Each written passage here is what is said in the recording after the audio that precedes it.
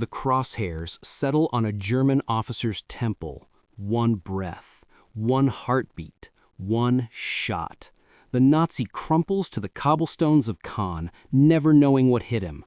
Somewhere in the smoke-choked ruins of this medieval French city, a ghost moves through the rubble. A British sniper whose legend would become whispered in fear by the Wehrmacht and celebrated in awe by the Allies. This is the story of how one man with a rifle held back an army, and how the ancient streets of Caen became a killing ground where every window, every shadow, every pile of stone could hide death itself. June 1944. The beaches of Normandy are barely secured, but the real hell is just beginning. While American forces push through the hedgerows and British tanks thunder toward German positions, one city stands as the linchpin of Hitler's defense: Caen. This isn't just any city, it's a fortress, a medieval labyrinth of stone buildings, narrow streets, and thick walls that have stood for nearly 1,000 years. The Germans know that losing Caen means losing Normandy. The Allies know that taking Caen means opening the road to Paris and Berlin. And caught in between are soldiers fighting for every room, every street corner, every inch of blood-soaked stone. Before we dive deeper into this incredible true story, hit that subscribe button and turn on notifications, because the tales of courage and combat we share on this channel need to be remembered. The greatest generation left us these stories, and it's our duty to keep them alive. The sniper at the center of our story wasn't supposed to be there. Like so many heroes of World War II, he was an ordinary man thrust into extraordinary circumstances.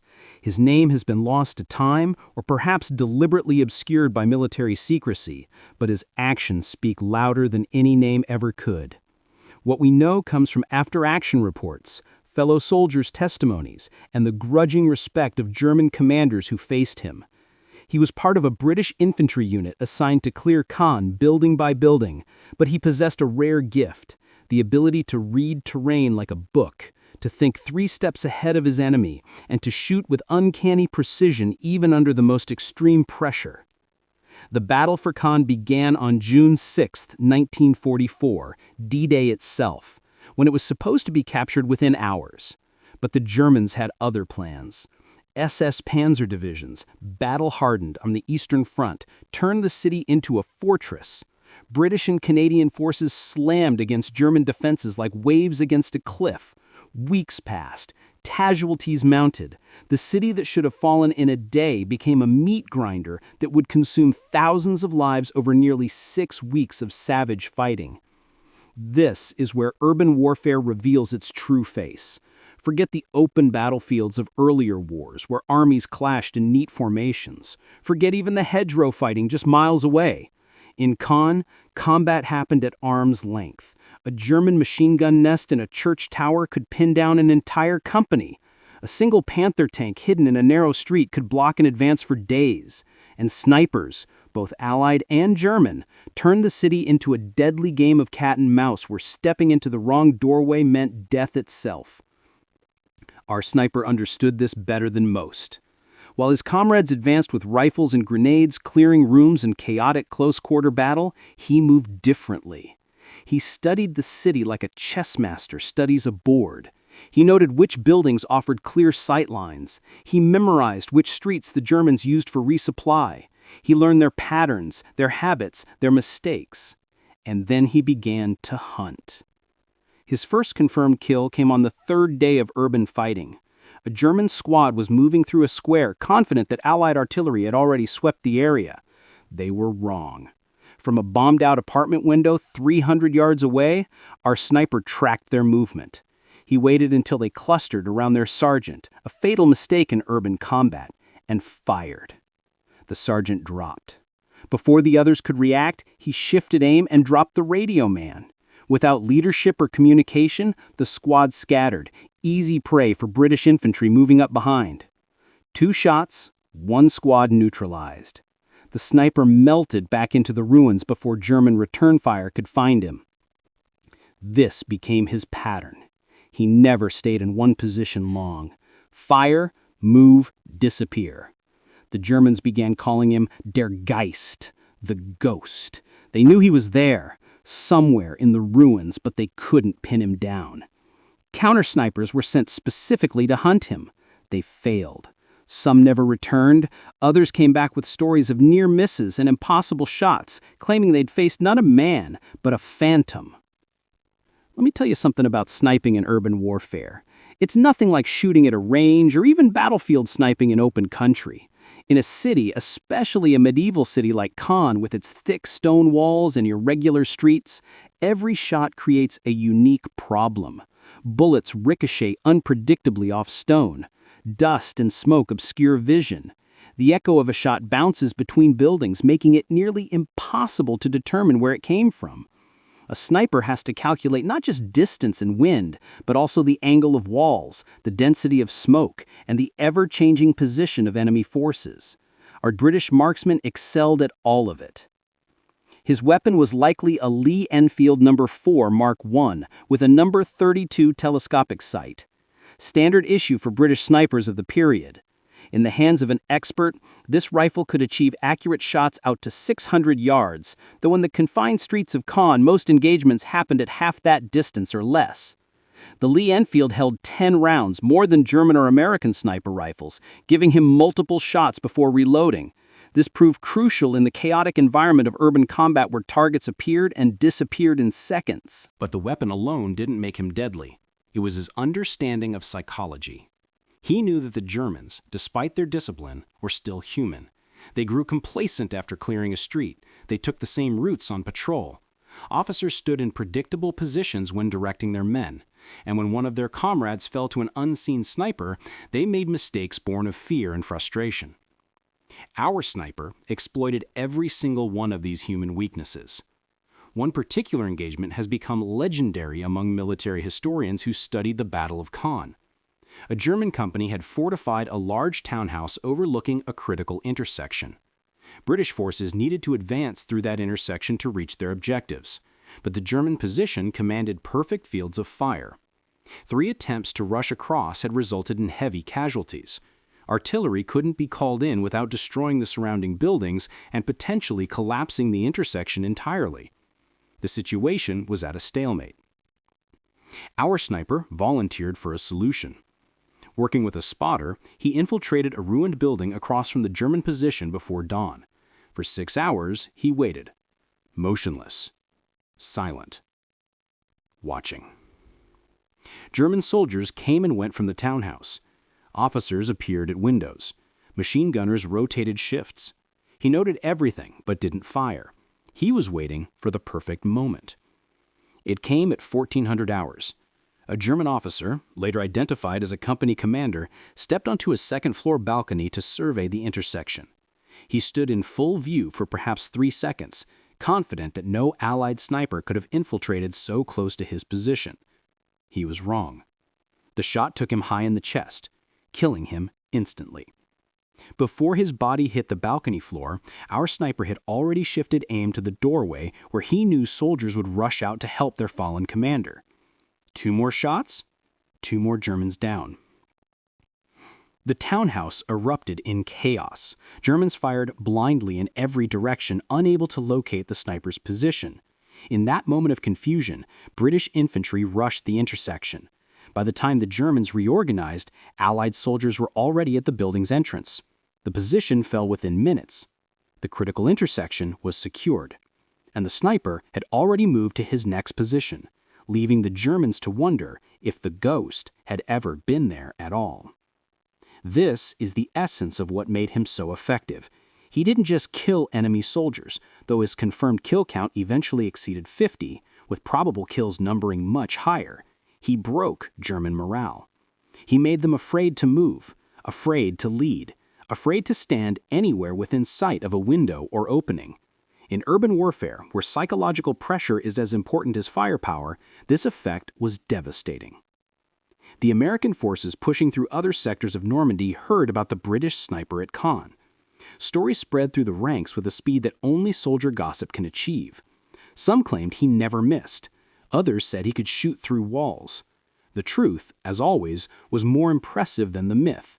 He was simply a superbly trained soldier who understood his craft at the highest level and applied it with lethal efficiency in the most difficult combat environment imaginable. Make sure you're subscribed, because in the next part, we're going deep into the techniques and tactics that made this sniper a legend and the desperate German attempts to stop him. By the time a week of urban combat had passed, our sniper had become a problem that German commanders couldn't ignore. Intelligence reports mentioned him specifically. Counter-sniper teams were organized with the sole purpose of hunting him down. The SS officers defending Caen knew that as long as this ghost continued operating, German morale would suffer and Allied advances would continue to exploit the gaps he created. The Germans weren't incompetent, far from it. The SS Panzer Divisions defending Caen included some of the most experienced soldiers in the Wehrmacht, veterans of the Eastern Front, where they'd fought in the ruins of Stalingrad and other shattered cities. They knew urban warfare.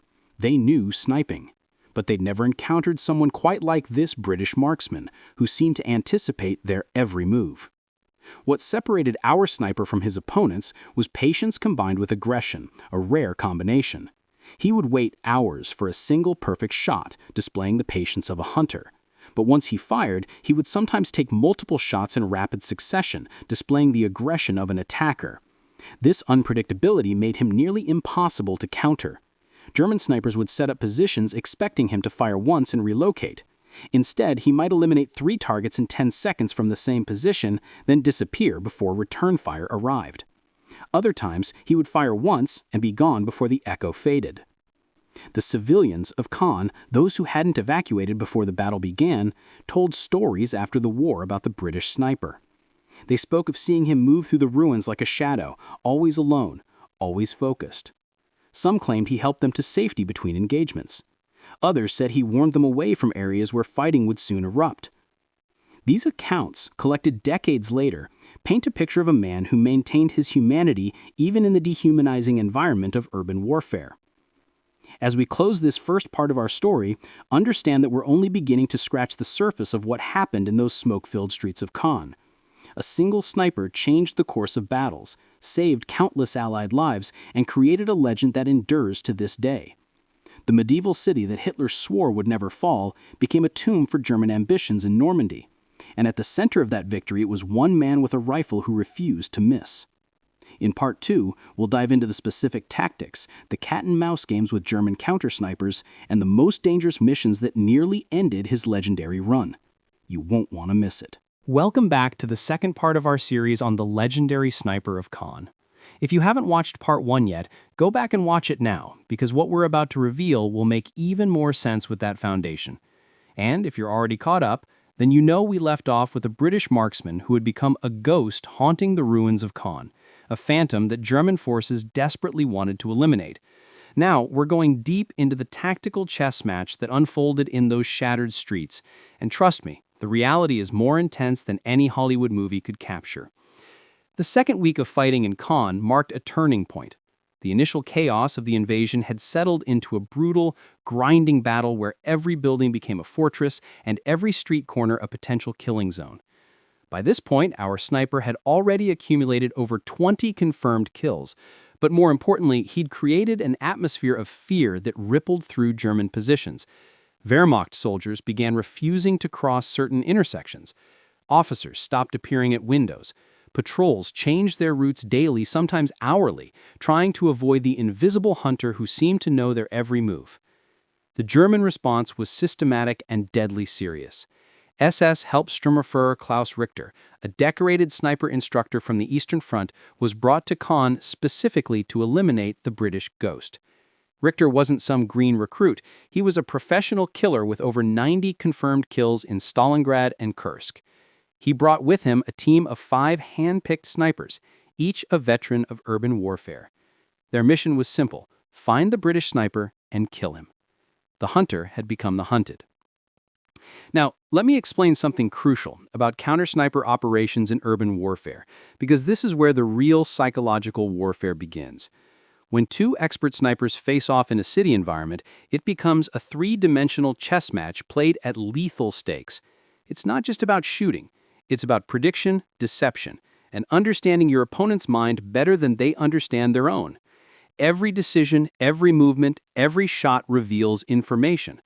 The key is to reveal less than you gather while staying alive long enough to use that information. Richter's strategy was methodical. He began by mapping every confirmed location where the British sniper had fired from. His team studied the angles, the distances, the timing of each engagement. They looked for patterns, and initially, they found none. Our sniper never used the same position twice. He never fired at the same time of day. He never targeted the same type of enemy soldier in succession. It appeared completely random, which in itself told Richter something important. His opponent was disciplined enough to deliberately avoid patterns, which meant he was highly trained and tactically sophisticated. But Richter was patient. He'd hunted Soviet snipers who were equally skilled, and he knew that everyone eventually makes a mistake. Everyone has unconscious habits. Everyone has preferences they can't entirely suppress. His job was to identify those microscopic patterns and exploit them. So he waited, watched, and analyzed every scrap of intelligence about the British ghost. Meanwhile, our British sniper knew he was being hunted. You don't operate in enemy territory for weeks without developing a sixth sense for danger. He'd noticed the changes in German behavior, the more cautious movements, the sudden appearance of suspicious-looking soldiers who moved differently than regular infantry, the way certain buildings seemed to be under observation. He recognized the signs of a counter-sniper operation, and rather than becoming more cautious, he adapted his tactics in a brilliant and unexpected way. Here's where his genius truly showed. Instead of going to ground and reducing his activity, he increased it. Over 3 days, he took shots from 11 different positions, sometimes multiple shots from the same position in violation of standard sniper doctrine. To the Germans, it looked like he'd become reckless, overconfident. Richter's team scrambled to respond to each engagement, trying to triangulate his positions and predict his next move. What they didn't realize was that every shot was bait.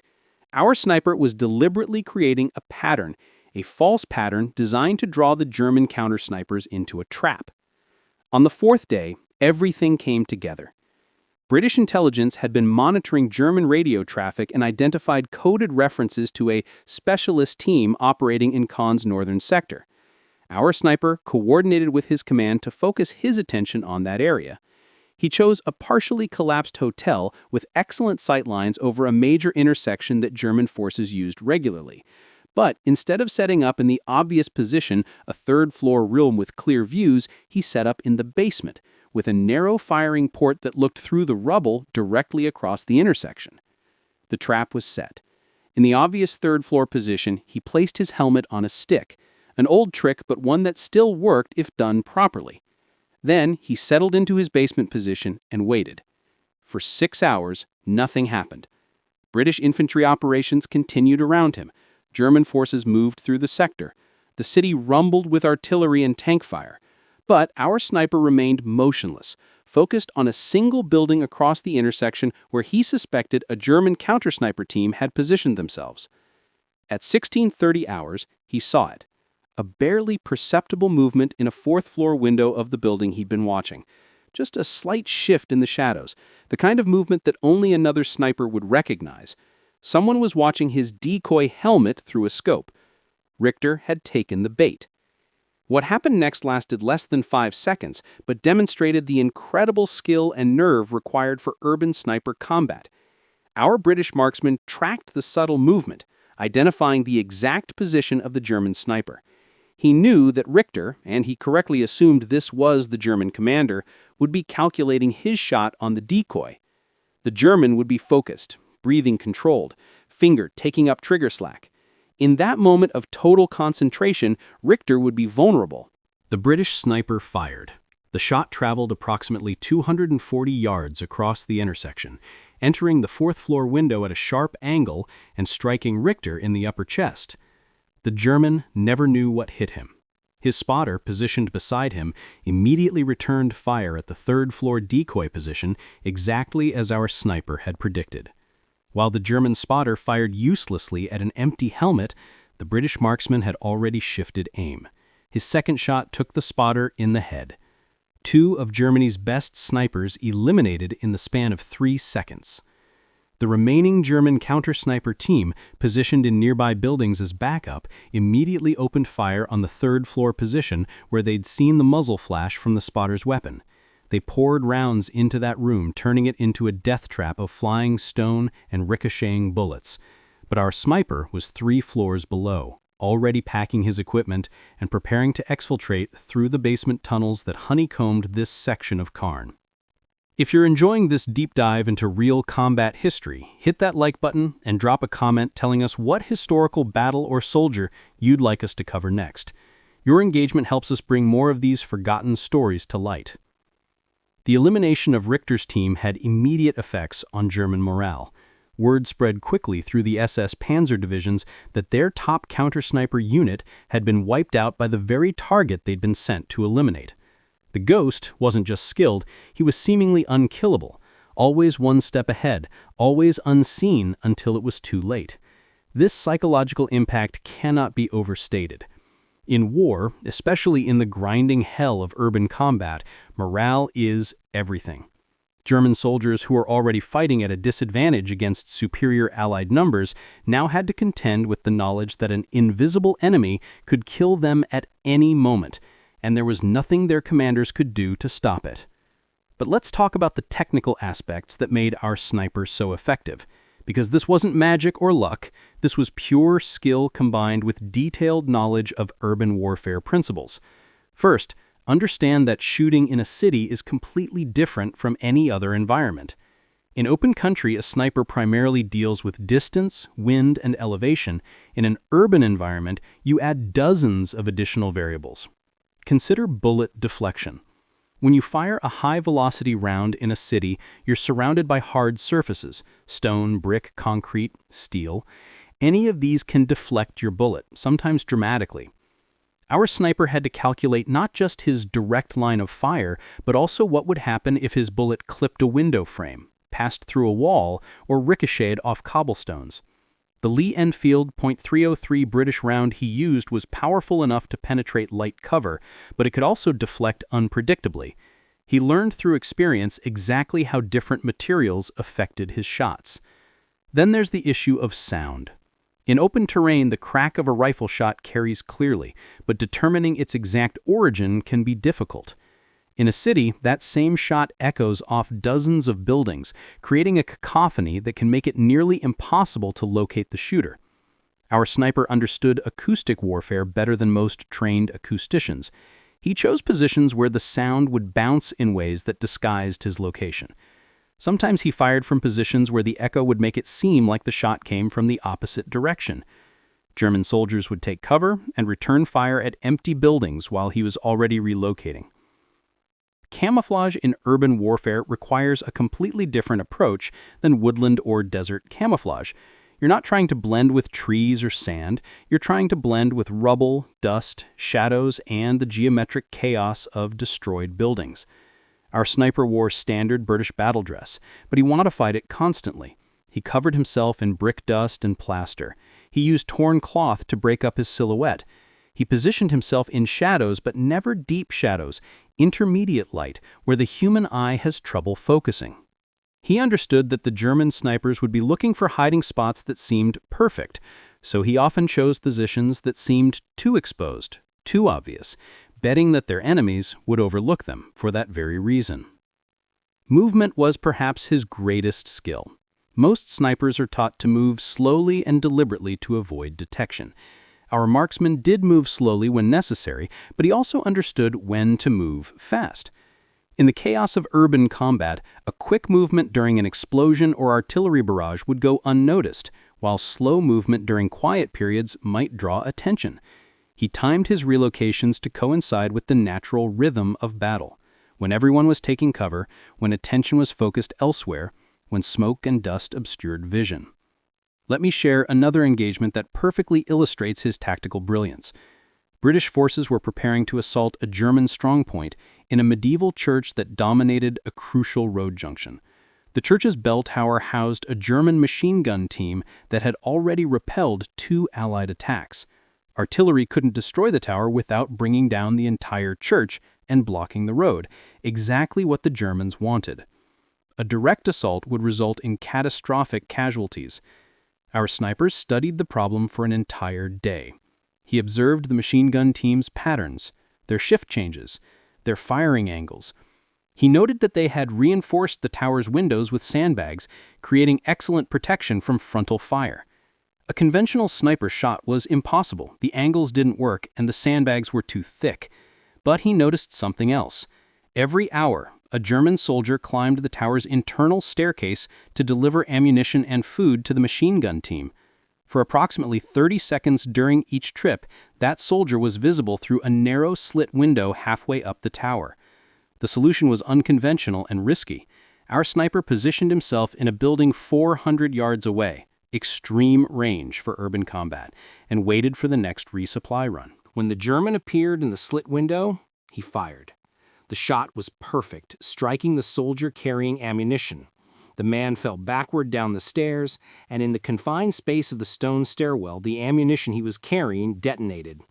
The explosion didn't destroy the tower, but it killed or wounded everyone inside and started a fire that forced the German survivors to evacuate. The strong point fell to British infantry within the hour with minimal Allied casualties. This is what made him legendary, not just his shooting ability, but his problem-solving approach to warfare. He saw challenges that seemed insurmountable and found creative solutions that others never considered. Every engagement was different, every problem unique, and he adapted to each one with the kind of tactical flexibility that separates good soldiers from great ones. The German commanders in Caen were now facing a serious dilemma. They couldn't ignore the British sniper. His impact on operations was too significant, but every attempt to eliminate him had failed, often with fatal results for the hunters. Some officers advocated for wholesale artillery bombardment of sectors where he'd been active, but that would destroy defensive positions the Germans needed. Others suggested pulling back from urban combat entirely and defending from prepared positions outside the city. But Hitler had personally ordered Caen held at all costs. They were trapped in a situation where a single Allied soldier was having a strategic impact on their entire defensive scheme. By the third week of fighting, our snipers' confirmed kill count had exceeded 40. But the numbers only tell part of the story. He had eliminated officers, machine gun teams, radio operators, and forward observers, high-value targets whose deaths disrupted German operations far beyond the simple mathematics of casualties. He'd broken up attacks before they started by eliminating their leadership. He'd enabled British advances by clearing blocking positions. He'd gathered intelligence by observing German movements and reporting back to his command. He was operating as a one-man force multiplier in a battle where every advantage mattered. But the strain was showing. Urban warfare is exhausting in ways that other combat isn't. The constant alertness required to survive in an environment where death can come from any direction, at any moment, takes an immense psychological toll. Our sniper had been operating continuously for weeks with minimal rest, living on adrenaline and willpower.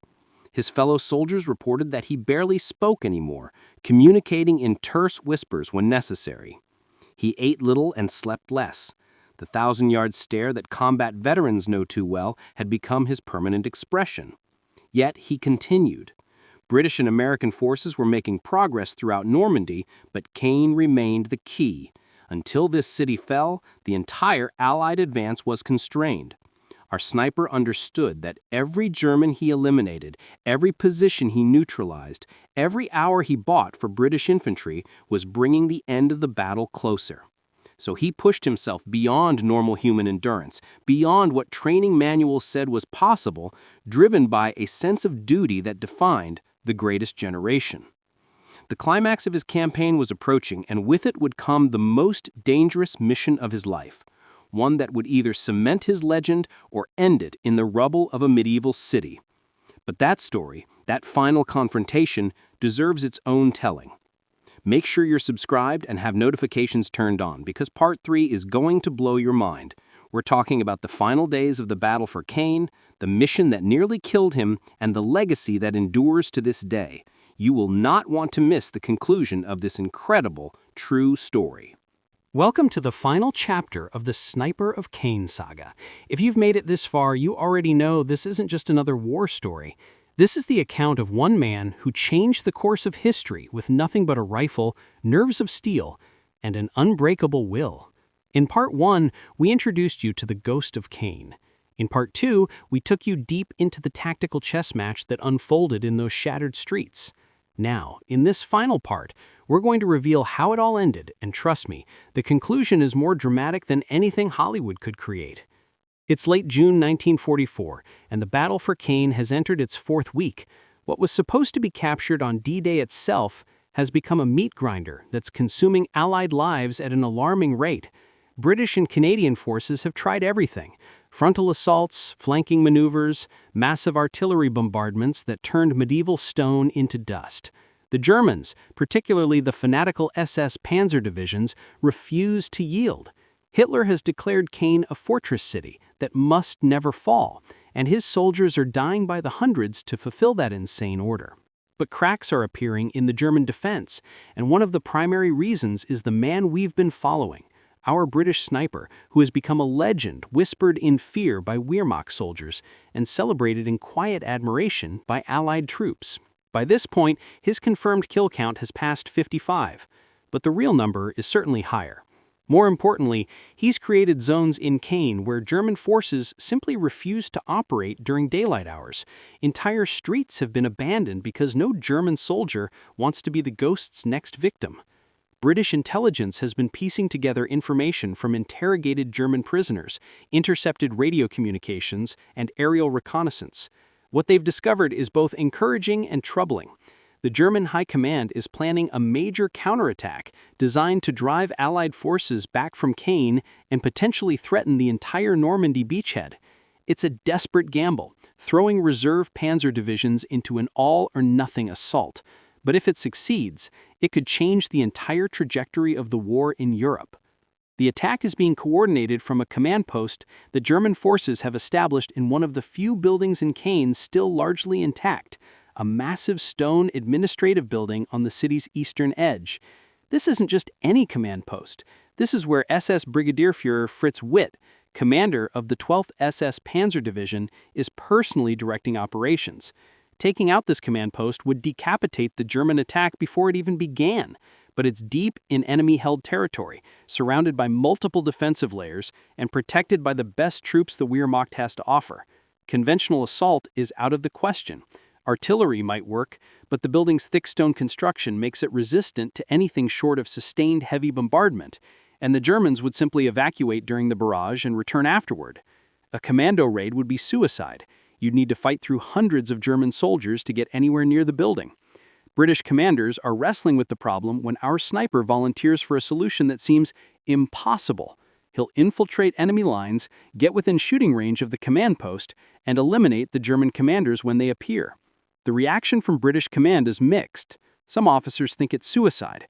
Others recognize that this sniper has already accomplished the impossible multiple times and might just pull it off again. The decision goes up the chain of command, eventually reaching General Bernard Montgomery himself. Monty, never one to reject an audacious plan, gives his approval with one condition. The mission is entirely voluntary, and if the sniper wants to back out at any point, no questions will be asked. Our marksman never considers backing out. This is what he's been training for, fighting for, surviving for. One shot to change the course of a battle. One shot to save countless Allied lives. One shot to bring the fall of Caen closer to reality. He begins planning immediately. The preparation takes 3 days. He studies aerial photographs of the German sector, memorizing every building, every street, every potential route in and out. He coordinates with British artillery to plan diversionary bombardments that will cover his infiltration. He selects his equipment with obsessive care, his Lee Enfield naturally, but also a suppressed Welrod pistol for close quarters emergencies, a fighting knife, minimal rations, and camouflage materials. Every ounce matters because he'll be moving through enemy territory alone, and speed might mean the difference between life and death. The night chosen for infiltration is moonless and overcast, perfect conditions for moving unseen. At 0200 hours, British artillery begins a harassment bombardment on German positions 2 miles north of the actual infiltration route. While German attention focuses on that sector, our sniper slips through the front lines into no man's land. He moves like a shadow through the rubble, using techniques perfected over weeks of urban combat. Every movement is calculated. Every sound is controlled. He's not just infiltrating enemy lines, he's ghosting through them, invisible and undetected. The route takes him through the most devastated part of Caen, where Allied bombing has reduced entire blocks to moonscapes of rubble. This destruction, horrific as it is, provides cover. He moves through the ruins like they're his natural habitat, using collapsed buildings as concealment, timing his movements to coincide with distant explosions and gunfire. German patrols pass within yards of his position multiple times, never suspecting that an enemy sniper is hidden in the shadows just feet away. By dawn, he's in position in a partially collapsed apartment building approximately 550 yards from the German command post. It's extreme range for the Lee Enfield, at the very edge of the rifle's effective accuracy, but it's the closest position he can occupy without being detected. The building offers a narrow line of sight to the command post's main entrance and several windows where German officers have been observed. Now comes the hardest part of any sniper mission, the wait. For 18 hours he remains in position, motionless, silent, barely breathing. German soldiers occupy the same building he's hiding in. He can hear them moving on the floors below, talking, laughing, completely unaware that death is crouched 2 stories above them. The physical discomfort is immense, the mental strain is worse. But he's done this before, and he'll do it as long as necessary. His chance comes at 18:20 hours on the second day. The command post doors open, and several German officers emerge. Through his scope, he identifies SS Brigadeführer Witt himself, the commanding general whose death would throw the entire German defensive scheme into chaos. Witt is surrounded by staff officers, but he makes the fatal mistake of pausing at the top of the entrance steps to light a cigarette. For perhaps 5 seconds, he stands still, in almost perfect target. 550 yards. Slight crosswind from the east. Elevated position requiring compensation for bullet drop. The mathematical calculations flow through our sniper's mind automatically, the result of countless hours of training and weeks of combat experience. He controls his breathing. In, out, half breath, hold. His finger takes up the trigger slack with practiced precision. The crosshairs settle on Witt's chest. In that moment, time seems to stop. The shot breaks clean. The .303 British round travels across the distance in less than a second. Through his scope, our sniper sees Witt jerk backward, then collapse. The German officers around him scatter in confusion, some diving for cover, others trying to assist their fallen commander. But Witt is already dead, killed instantly by a shot that traveled over half a kilometer to find its mark. Now comes the most dangerous part. The shot's echo gives away his general location. German soldiers in the building below hear it clearly. Within seconds, they're shouting and rushing up the stairs. Our sniper has perhaps 30 seconds before they reach his position. He slings his rifle and moves, not toward the stairs where Germans are rushing up, but toward a pre-planned escape route, a hole blown in the building's rear wall that leads to an adjacent structure. He drops through the hole just as German soldiers burst into the room he'd occupied moments before. They fire blindly through the dust and smoke, but he's already gone, moving through a maze of connected buildings that he'd scouted during his infiltration. Behind him, the alarm spreads. The entire German sector goes on high alert. Patrols flood the streets. Machine gun teams set up at intersections. The hunt for the sniper who just killed their commanding general consumes every German soldier in the area. If you're loving this deep dive into real combat history, make sure you hit that subscribe button and turn on notifications. We've got more incredible stories from the greatest generation coming your way. But our marksman is already thinking 3 steps ahead. While German forces focus on securing the area around the shooting position, he moves parallel to their search pattern, using the chaos and confusion to slip through gaps in their perimeter. He hides in a cellar while a patrol passes overhead. He waits in a bombed-out shop while German soldiers search the building next door. Every decision is calculated to exploit the enemy's assumptions about where he should be versus where he actually is. The exfiltration takes 14 hours. 14 hours of moving through enemy territory with hundreds of German soldiers actively hunting for him. 14 hours of holding his nerve while death brushes past him again and again. 14 hours that test every skill, every instinct, every ounce of courage he possesses. But as dawn breaks on the next day, he slips back through Allied lines, exhausted, filthy, but alive. The impact of Witt's assassination ripples through the German command structure immediately. The planned counterattack is delayed while new commanders are assigned and reorganize their forces. That delay gives Allied forces the breathing room they need to reinforce their positions and prepare for the German assault when it finally comes. More importantly, German morale, already strained by brutal combat, takes another devastating blow. If their commanding general isn't safe in a fortified command post surrounded by the best troops in the Wehrmacht, then who is safe? The psychological impact cannot be overstated. 3 days after Witt's death, Operation Charnwood begins, a massive British and Canadian offensive to finally capture Caen. The delayed German counterattack never materializes with the force it would have had under Witt's leadership. Allied forces, supported by devastating naval gunfire and aerial bombardment, push into the city. The fighting is still brutal. The Germans defend every street, every building, every pile of rubble with fanatic determination. But the outcome is no longer in doubt. On July 9, 1944, more than a month after D-Day, British forces finally secure Caen. The medieval city lies in ruins, its ancient stones shattered by the most intense urban combat the Western Front has seen since World War I. Thousands of soldiers on both sides have died in its streets, but it's finally over. The road to Paris and ultimately to Berlin is open. Our sniper's role in this victory cannot be measured simply by his kill count, impressive as it was. He tied down German resources, disrupted their operations, destroyed their morale, and ultimately eliminated the commanding general who might have changed the battle's outcome.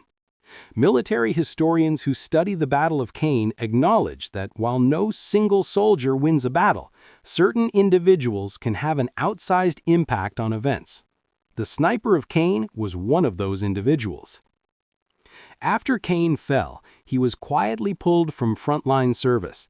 The physical and psychological toll of weeks of continuous urban combat had left him exhausted to the point of collapse.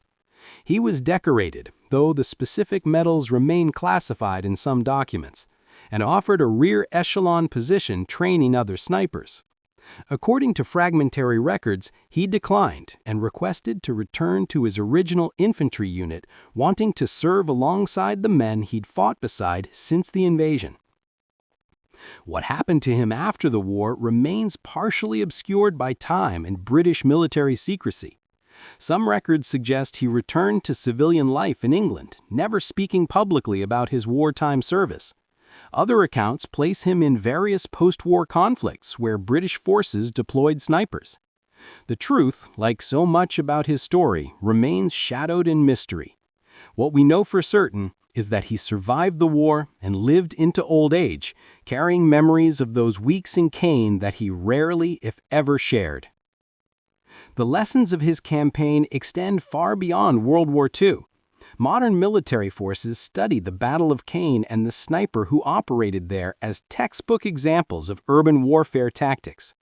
The principles he demonstrated, patience combined with aggression, psychological warfare, tactical flexibility, understanding terrain, exploiting enemy psychology, these remain fundamental to sniper doctrine today.